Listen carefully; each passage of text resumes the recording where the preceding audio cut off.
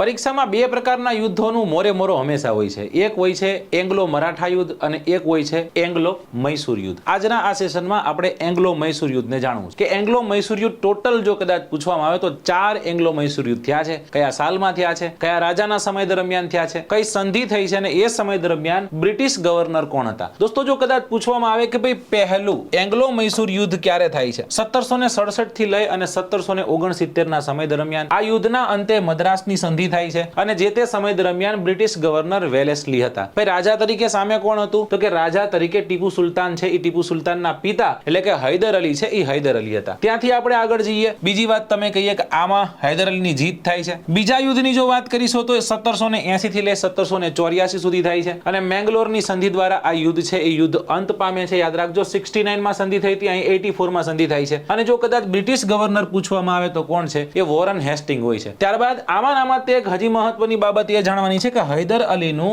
આ યુદ્ધ દરમિયાન અવસાન થાય છે, બરાબર. અને ટીપુ સુલતાન છે, એ ટીપુ સુલતાન રાજા બને છે. ક્યારે અવસાન થાય છે?